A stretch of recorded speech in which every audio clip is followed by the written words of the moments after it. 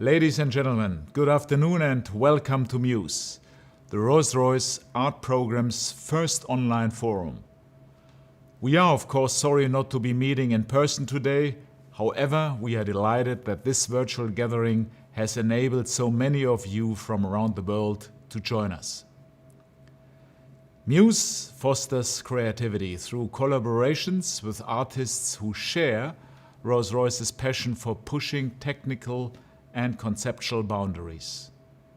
This time last year, we announced an exciting new initiative to support emerging and mid-career moving image artists with the aim of inspiring greatness and fostering creativity. This initiative is called the Dream Commission. I'm delighted to inform you that after much deliberation and debate, the Dream Commission jury has shortlisted 4 artists, and today you will hear these artists in conversations with Hans Ulrich Obrist, director of the Serpentine Galleries in London, as they discuss their highly individual approaches to their work. To commission artists during a pandemic is an act of determination and faith in the power of culture to inform and transform our lives, a quality at Rolls-Royce that we fully endorse. I have pleasure in handing over to my colleague Jessica Person-Conway, head of Muse at Rolls-Royce, who will tell you more about the program and take you through the journey of the Dream Commission thus far. Thank you, Torsten. Welcome everyone to our conversation today announcing the shortlisted artists for the Dream Commission. It has been such a positive experience to collaborate with such extraordinary artists and our nominators and jurors over the last few months in an intensely creative way. The biennial Dream Commission is a significant new platform supporting moving image artworks created by emerging and mid-career artists worldwide. The Commission strives to support this spirit of innovation at a time when it has never been more vital, and is developed and presented in partnership with 2 art institutions, the Fondation Bayler in Basel and the Serpentine Galleries in London. 4 artists have made it onto a shortlist for the Dream Commission after a meticulous selection process by an international jury of the art world's leading figures. I must give great thanks to their support and energy. Artistic Director of Serpentine Galleries, Hans Ulrich Obrist, Senior Curator at Fondation Bayler, Theodora Vischer, former Director of the Parish Art Museum, Terry Sultan, Director of the Australian Centre for the Moving Images, Katrina Sedgwick, and artist and filmmaker, Isaac Julian. I'd also like to thank our nominators who started the process for us. Daniel Birnbaum, Director of Acute Art, Sao Fei, artist, Zachary Kaplan, Executive Director of Rhizome, Pablo Leon de la Barra, Curator, and Suhanya Raffel, Museum Director of M+. Each of the 4 shortlisted artists have created a short form artwork detailing their concept for consideration by the jury, following which one artist will be awarded the prize to create a new moving image artwork in 2021, which will be premiered at our partner institution, the Fondation Bayler. I'm thrilled that one of the Dream Commission jurors, Hans Ulrich Obrist, will today be in conversation with the 4 shortlisted artists. Our guests will discuss the subject of dreams and share more about the new artworks they have created for the Dream Commission. It promises to be an enlightening discussion exploring creativity and the subconscious, a subject that interests Rolls-Royce greatly. And so without further ado, I'm delighted to announce that the 4 shortlisted artists for the Dream Commission are Beatriz Santiago Munoz, Sandra Perry, Martine Sims, and Zhou Tao. I now have the pleasure in handing over to Hans Ulrich Obrist and our 4 shortlisted artists. Thank you very much.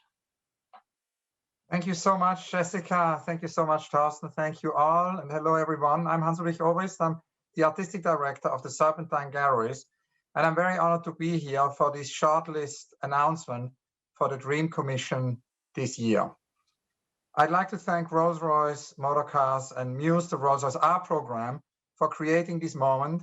Many thanks again to Thorsten, to Jessica, and of course, to the 4 shortlisted artists, to Beatriz Santiago Munoz, to Sandra Perry, to Zhu Tao, and to Martin Sims. Thank you so much for accepting this invitation. It's important to also thank all the artists who were on the long list.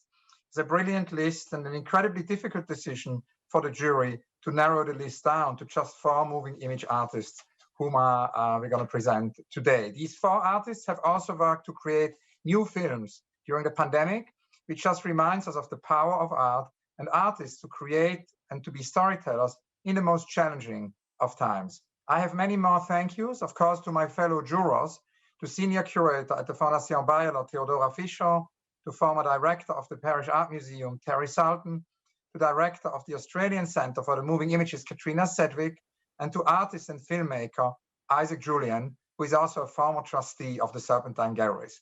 Working with you all was such an energizing, amazing experience. I would also like here to thank the nominators for the Dream Commission, Daniel Birnbaum, director of Acute Art, Zhao Fei, artist, Zachary Kaplan, executive director of Rhizome, Pablo Leon de la Barra, curator, and Sonia Raphael, museum director of M+.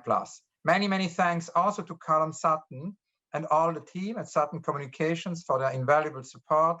And of course, as always, to our friend Andra Santo, who has consulted and guided us so well in this process. Sarah Brin, who worked as a producer with the artists as well. Many thanks to Sarah. And of course, to our translators for the event today, to Toby Wang, and also to Leo Mao. I'd like to, of course, also thank very much my colleagues at the Serpentine Galleries, and thanks to all of you for joining us today live for this event. To begin the panel discussion today, we will be talking about dreams, a meeting of imaginations. The subject asks the artist to consider alternate universes, dream worlds. It's all about portals. And we are very happy to now actually screen a short conversation with Sandra Perry, who due to unforeseen circumstances wasn't able to attend the live event, to then after that continue the live event. And as Sandra said, to quote her here, "When making a piece, I want people to feel like they have space and agency." Sandra Perry. A very warm welcome to Sandra Perry. Sandra, I'm so glad that we are able to talk here together, and I want to congratulate you on being one of the 4 shortlisted artists for the Rolls-Royce Dream Commission. We worked together in 2018 on the exhibition Typhoon Coming On with Amira Gad, also at the Serpentine Galleries in London. Sandra's work explores the intersection of Black identity, digital culture, and power structures through video, media, through installation, also through performance. Very often the personal journey, the personal history is a point of departure for Sandra's work, and of course also the use of digital tools and material ranging from blue screen technology, also 3D avatars, found footage from the internet.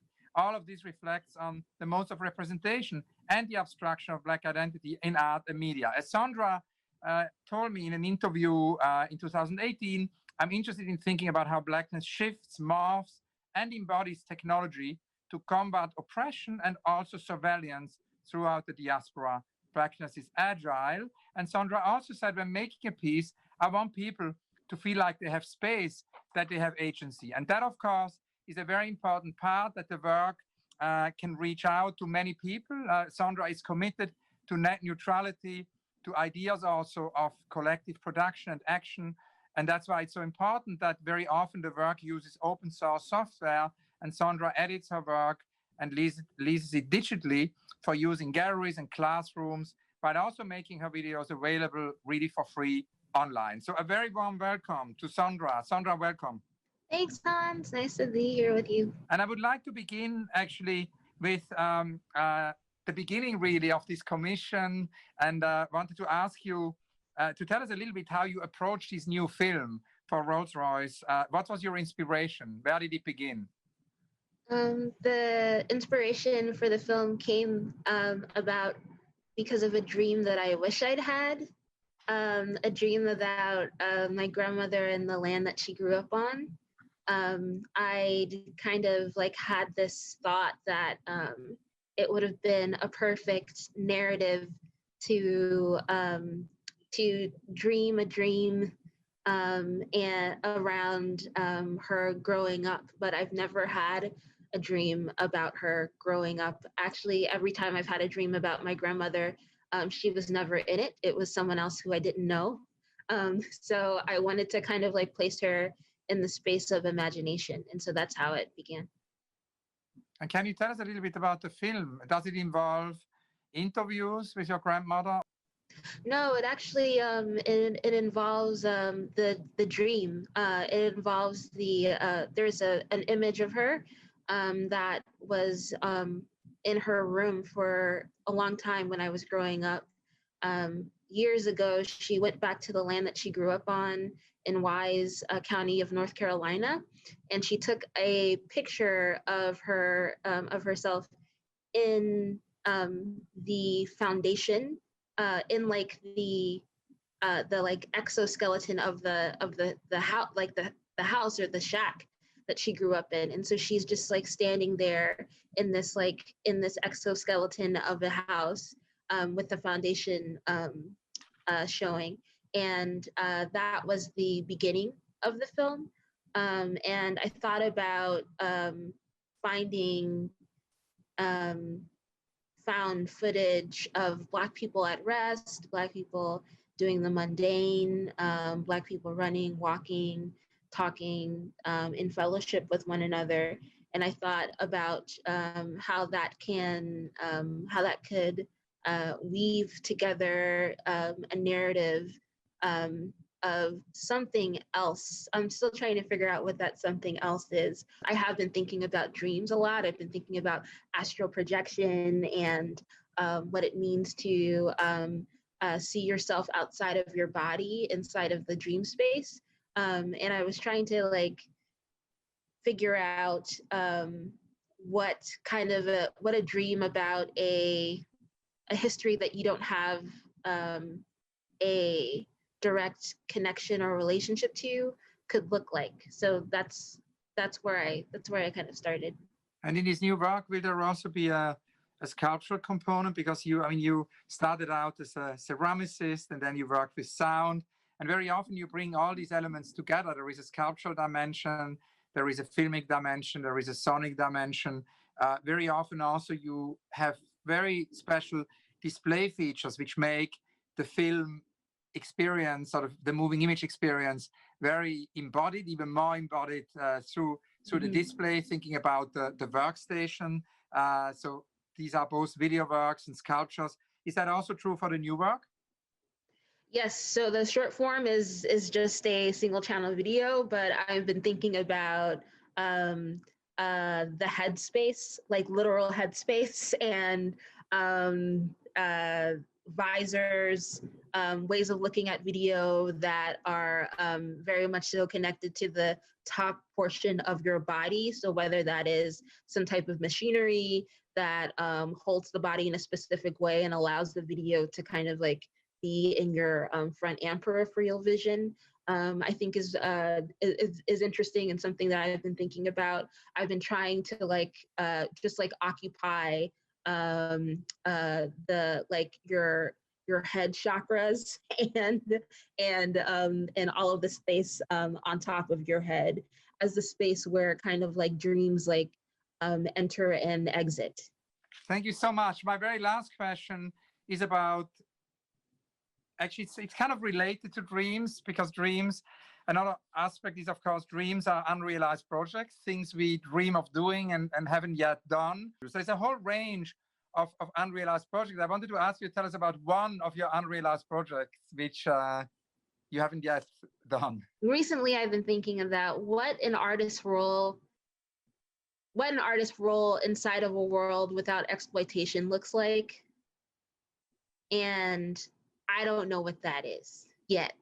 but it's like been running through my mind for the past couple of weeks about what we do to bring that forth. And I think that that's not my project. I think that's like a world-based project. And I think that like every day that I'm making work or in my studio, if I'm thinking about that, then it can permeate my work in some way about what that is, what that world is. And then maybe I'll have the answer or have answers to that. That is such a beautiful answer, Sandra. Thank you so much. What an amazing interview. Thank you so very much, Sandra. And it's now my immense pleasure to welcome our first guest here in the live program. Today, a very warm welcome to Beatriz Santiago Munoz, who is an artist whose expanded moving image work is entangled with Brazilian theater, experimental ethnography, and expanded cinema.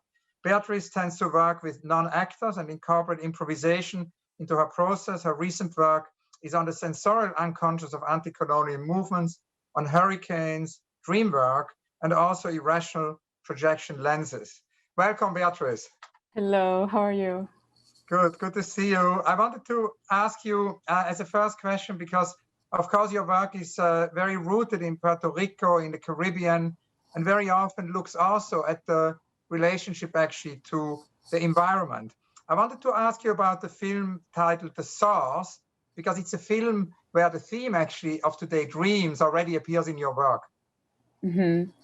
Yeah, I mean, I think that I thought more than the film being about dream work or the dream world, it works through the logic of dream concatenation, where what you are feeling and seeing, you know, to be a reference to something else. Sometimes when you imagine in a dream, you know, you are seeing someone, but you know that they're actually someone else. And there's these kind of inversions in there. So I've been really, for me, a lot of my work is about thinking the world, but thinking about it from this place and what that might mean. And because of that, unconscious processes and dream work and those kinds of relationships between form and feeling and ideas are really important to the way that the work is put together. Yeah. Now, for the film, actually, for Rolls-Royce, I wanted to ask you about this new film you created, because the boundaries between reality and fiction are often a focus in your work, and of course, dreams often actually are in between. Now, you've described actually in a conversation which happened a few days ago about this project, you've described the film as an experimental process, as really a process where at the beginning there isn't really a set goal in your mind. It's a wide expanded view. Can you tell us a little bit about the experiment you've been creating for Rolls-Royce? Yeah, well, at the center of the film, there's something that I think of as like a little nugget or a little jewel. It is Guy Regis Jr., who is a writer and a translator, and he's translating. I mean, he's got this huge ongoing project of translating In Search of Lost Time into Haitian Creole. But it is not a translation done, it's not an instrumental, it doesn't have any readers in mind. It is done for the process of inhabiting the translation, for thinking through the translation, which is the reason why you don't see it translated. You don't see you're listening to him in Creole.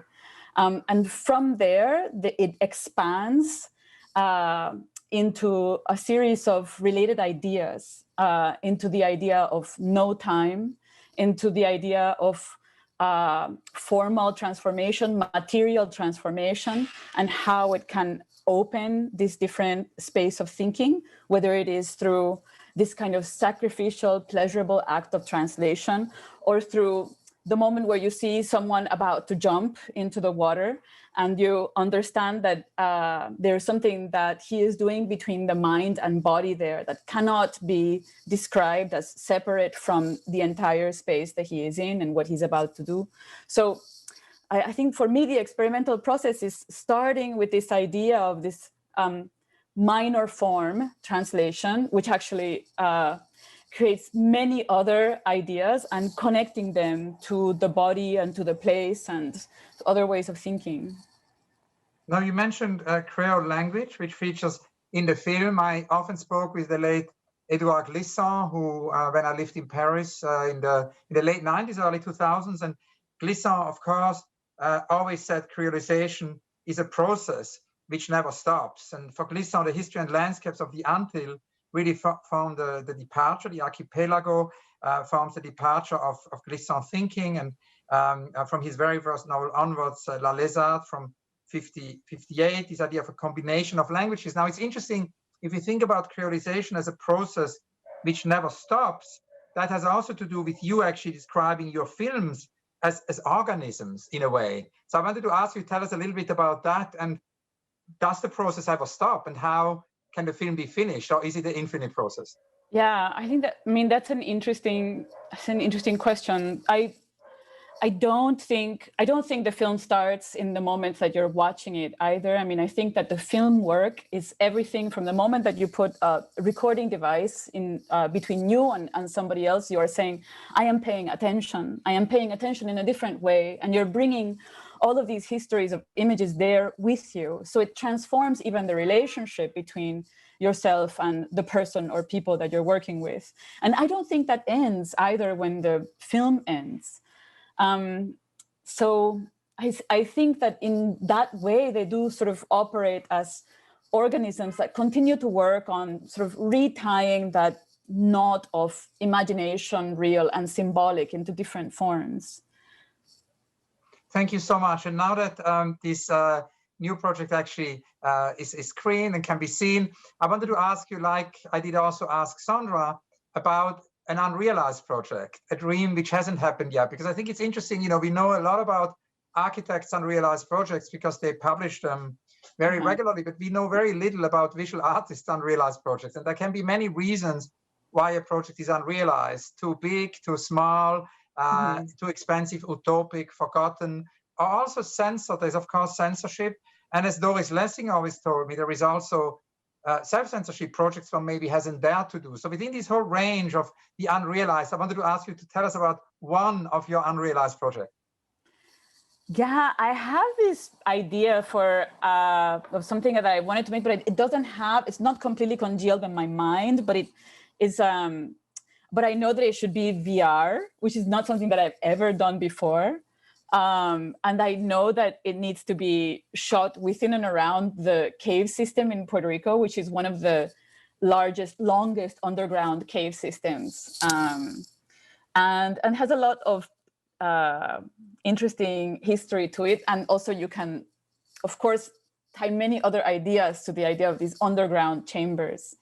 So that's my unrealized project. Wonderful. Beatrice, thank you so very much. It's great to see you again, and I hope to see you soon. Yes. Thank you. Bye-bye.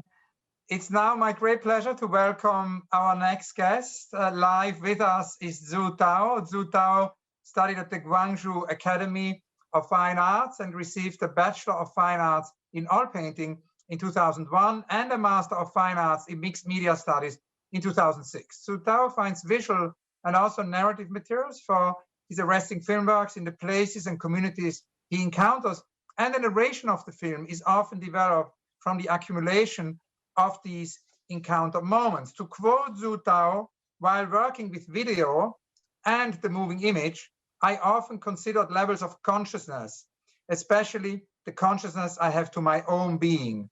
My work helps me approach this existence. End of quote. And before asking my first question to Zhu Tao, I wanted again to thank very much our interpreters, Toby Wang and also Leo Mao, for being here with us today. And I'd like to start by asking you about working in moving image. As you began your training actually and your trajectory as a painter, I wanted to know how you came from painting filmmaking and video? I think the training of painting really informed me. Because in painting, we started with a white canvas, and in moving image, this is not like a film. The white canvas, it represents the purity of an unexpected and unknown things.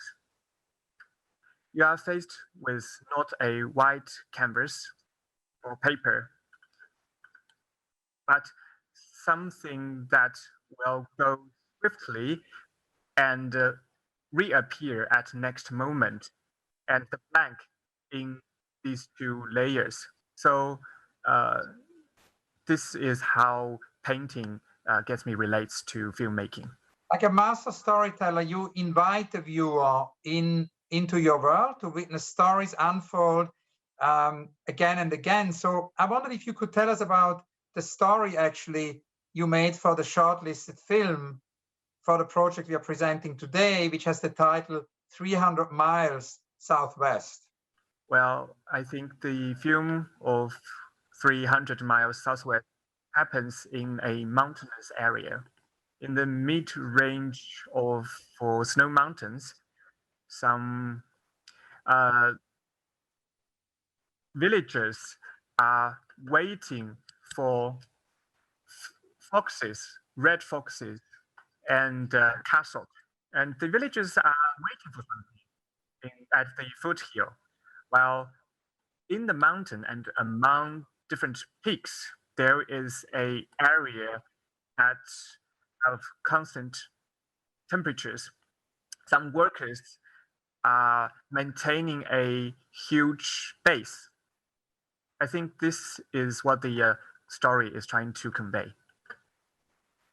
And actually, in this film, the places featured range from a vast snow-covered landscape, on the one hand, to a Tencent data center, a very big, very, very large data center. Can you tell us in which way these contrasting places kind of inspire your imagination, dreams, and also how these very contrasting, spaces or places enter the work?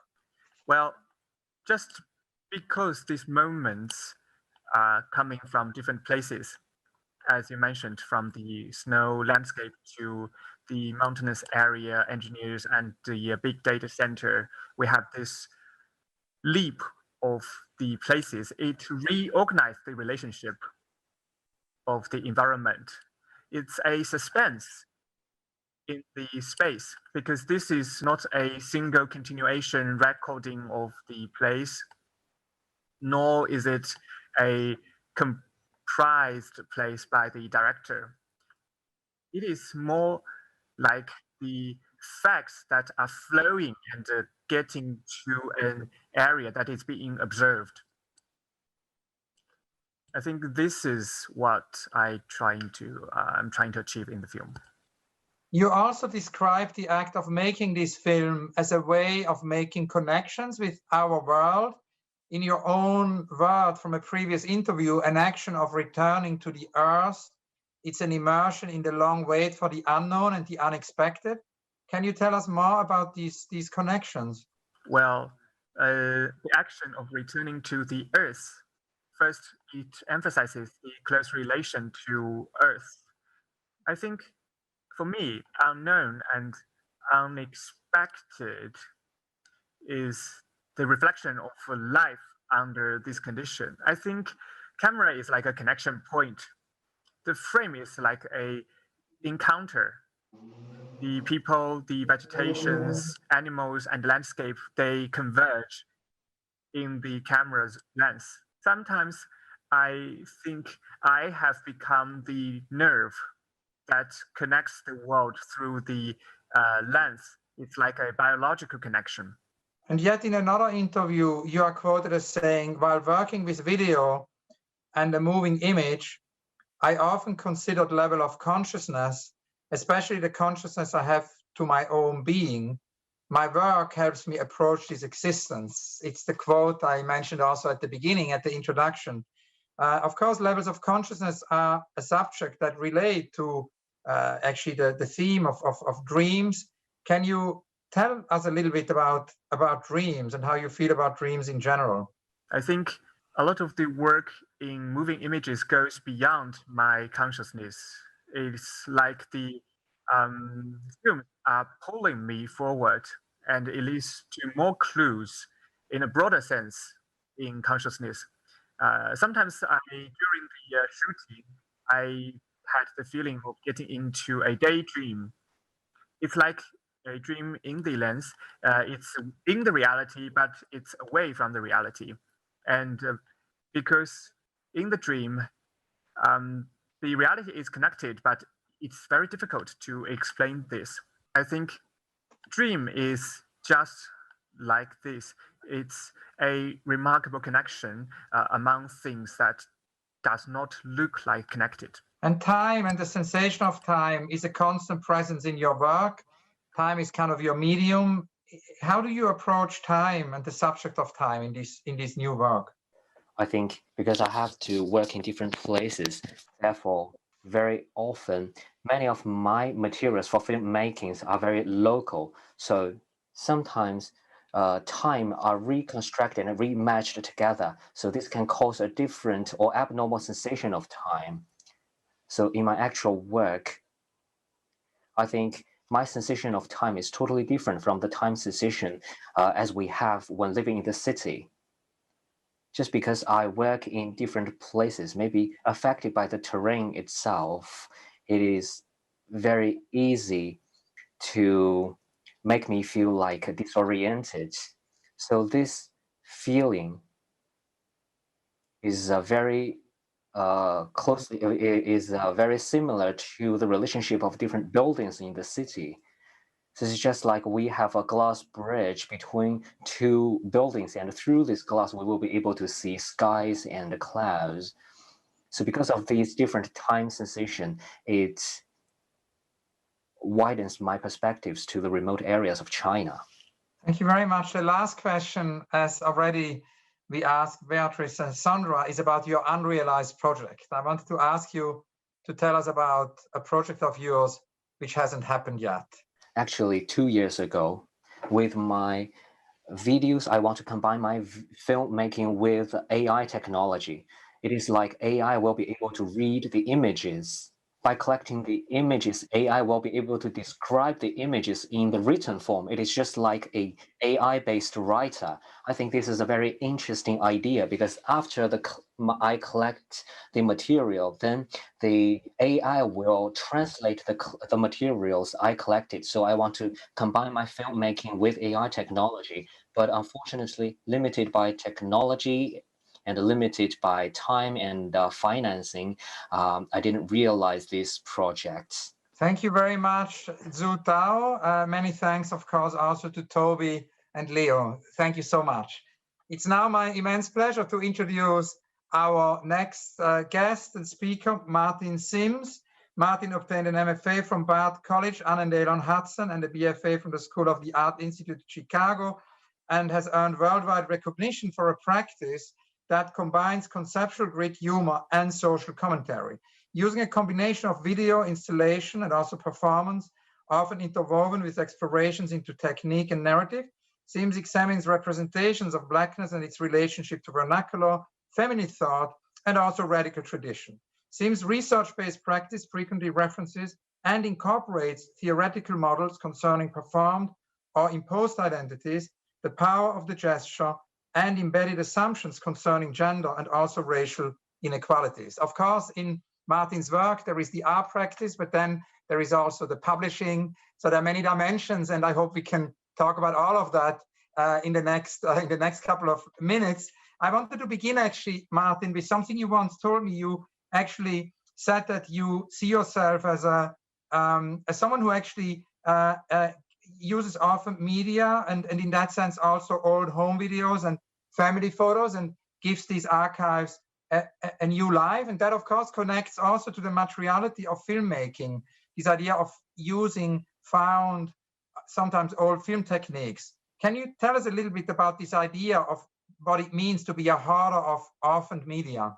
My interest in orphaned media is, which is a term that Jacqueline Stewart uses, is, I guess, around the material history of both photography and film. And in some ways, within both kind of art, moving images, as well as like Hollywood film, there are certain conventions that you don't necessarily find in home video.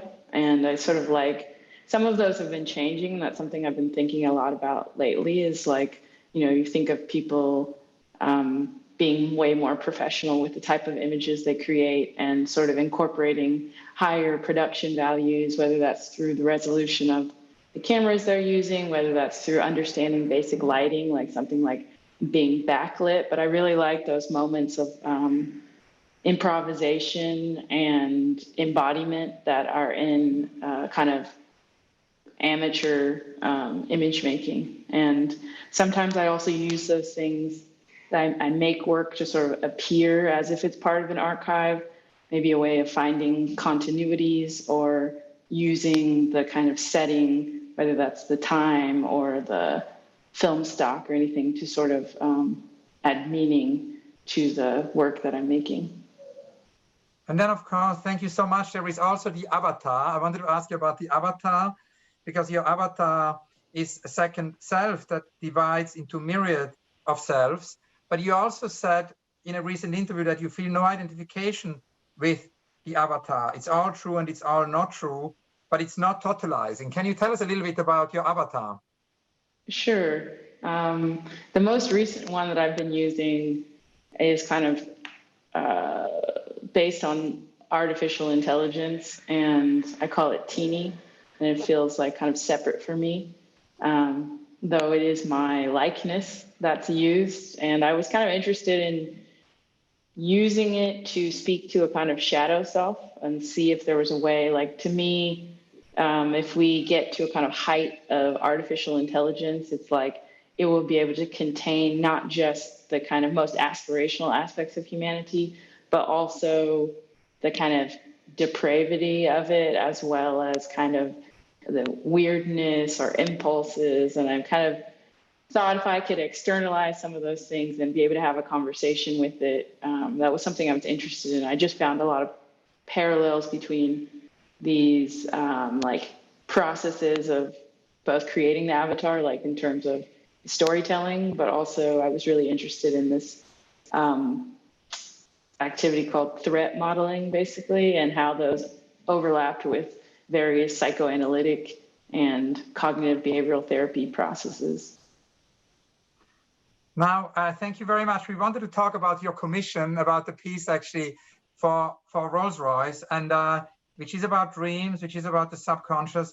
And it's fascinating because I saw a film where you actually describe the piece. It's a short interview, and you talk about the mythology, about the personal mythology, and that the piece has to do with your interest in your own personal mythology, but then also how actually your own personal mythology fits into a larger mythology of social, cultural, political, societal kind of mythology. Can you talk a little bit about that and about the genesis of this new film?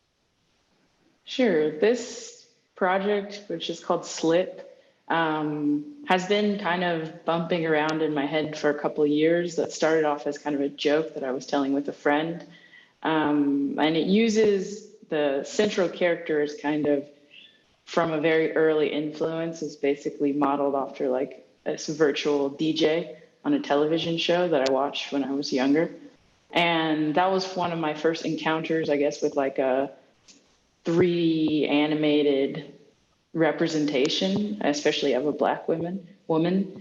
And I guess I'm thinking about personal mythology. I guess you could also say like cosmology, in terms of how all the forces, various forces come to bear on an individual's life, and sort of where that intersects with their agency.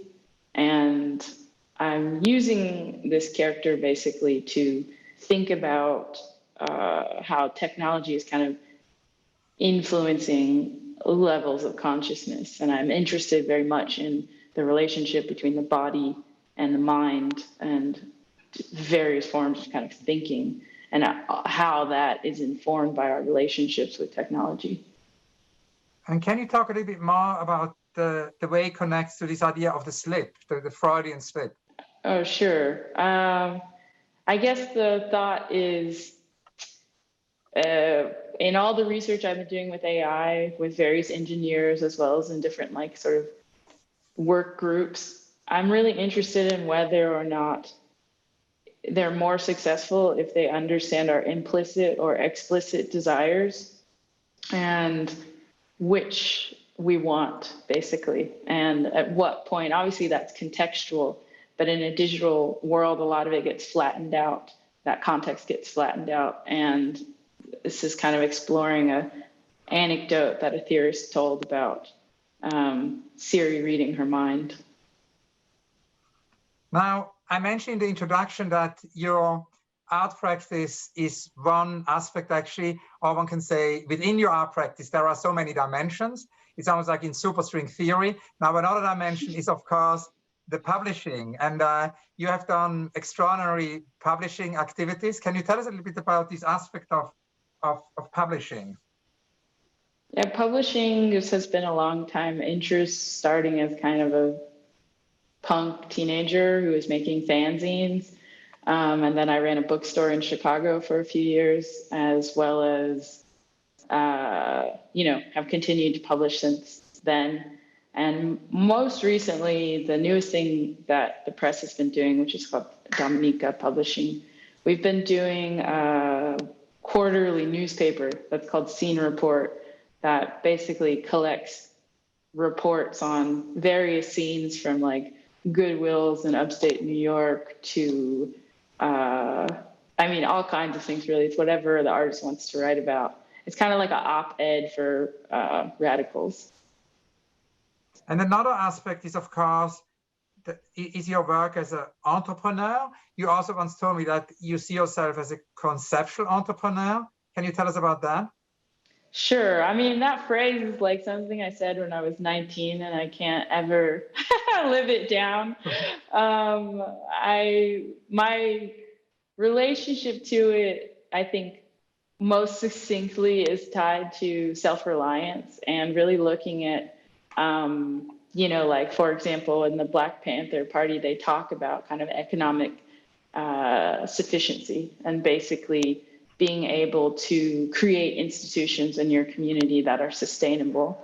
And obviously those things need to be done in partnership. But that's really important to me, for me and both my larger community. And then there is, of course, your writing, because very often there is your own writing in your work. It can appear as wall painting or wall drawing.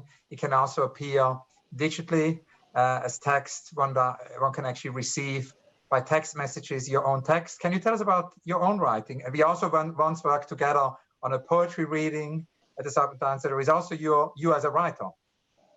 Yeah, writing is a big part of my practice. And in relation to dreams, actually, that's the first thing I write every morning is whatever I dreamed. And I return to that material pretty frequently. But I think writing for me is a way of externalizing my thoughts, understanding what I think, as well as kind of like drawing. My notebooks are sort of filled with lots of text and drawing. It's just the most immediate way for me to get out an idea. And I am constantly kind of coming back to it. And I have a real impulse to record and to like track things. So I just kind of spit out lots of material. Thank you. And of course, we only have here a few minutes for conversation. Like with the other artists, we can only cover a small part of the work. That would of course also be your work as a designer, because furniture design plays an important role. But you're running out of time. So my last question is the question I was asking Beatrice and Zhu Tao and also Sandra. Is the project about the unrealized project? Now that the Dream Commission is realized, can you tell us about a project of yours which is not yet realized? I'd really like to make like a blockbuster action film. And can you tell us more?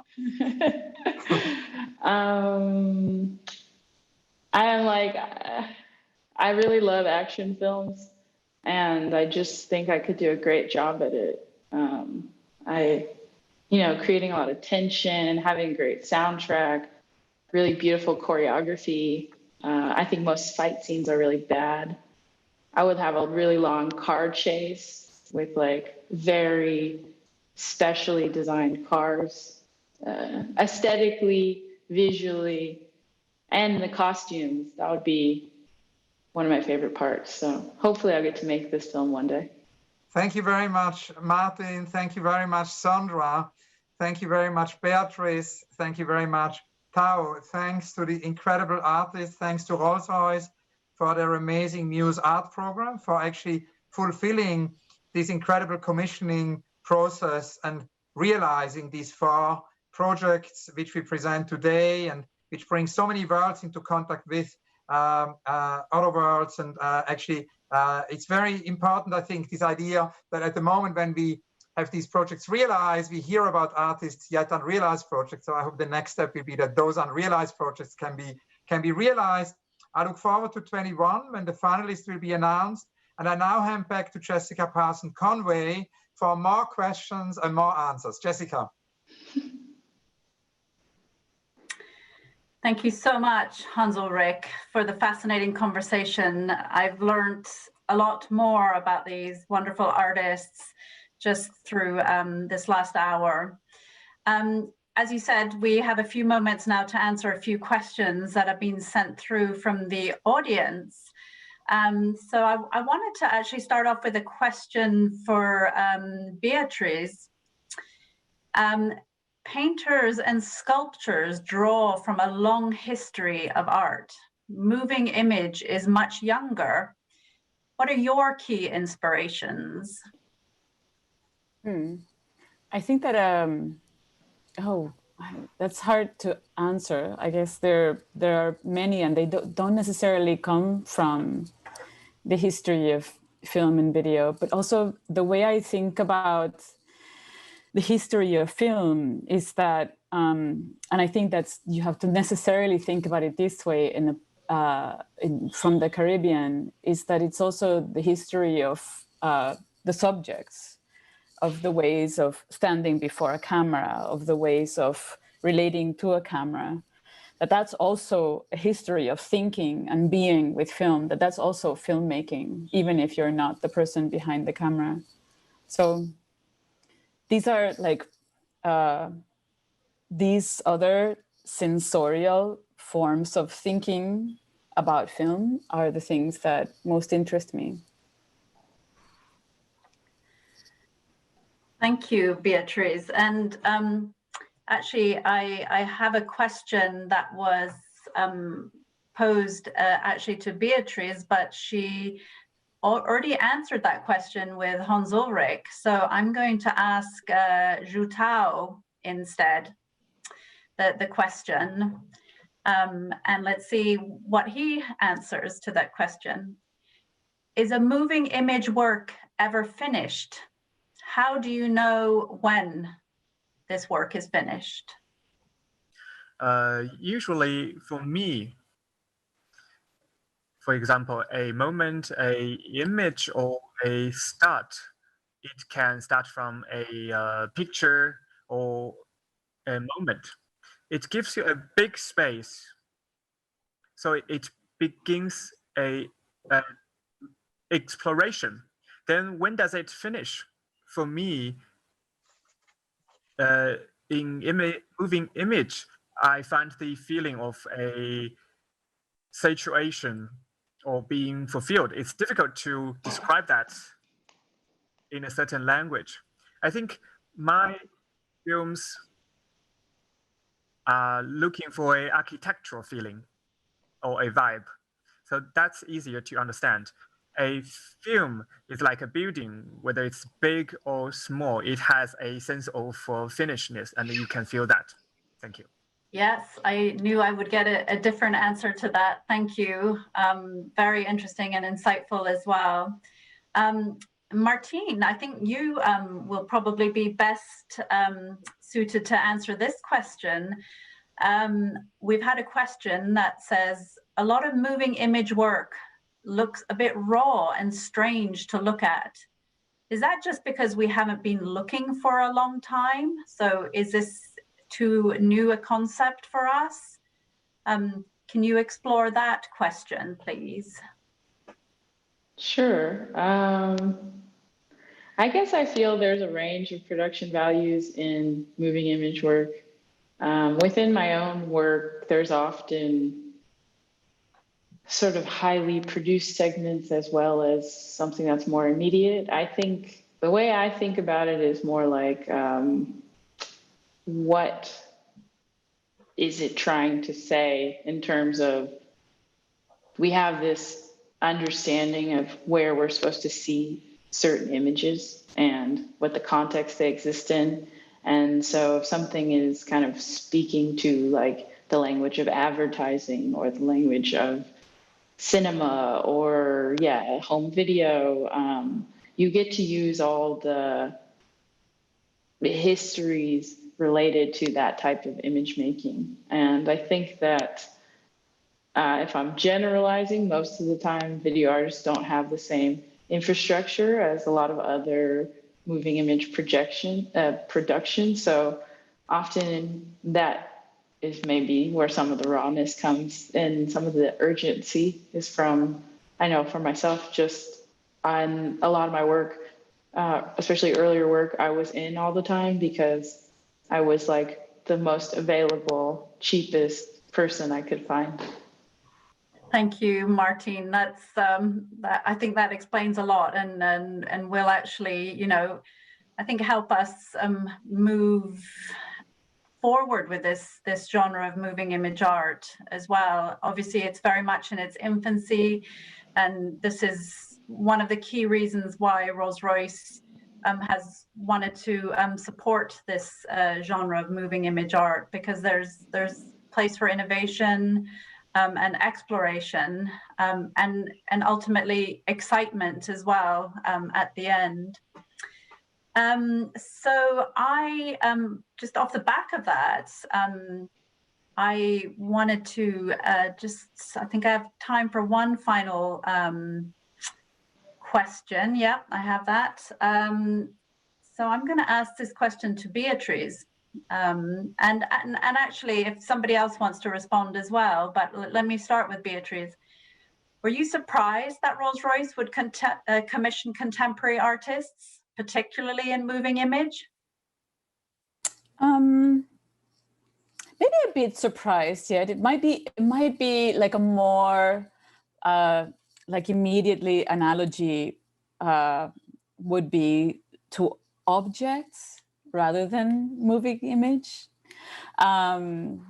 So perhaps in that sense, it's surprising, but just listening to all the other finalists here on this call who are such wonderful artists, I can see also that it's a way of thinking and making art that is can lead to many different kinds of avenues. So it's a good choice. Great. Well, thank you very much to all our artists. It's been wonderful to hear from you today. And a big thank you to Hans Ulrich for leading this insightful conversation. It's always a pleasure to work with you. And finally, thank you to the audience for joining us today. And without further ado, I would really like to invite you to learn more about our artists. You can access our website through the link on the page that you have up now. And please enjoy all the beautiful things that we're presenting from our artists. And we'll see you soon when we have our next announcement.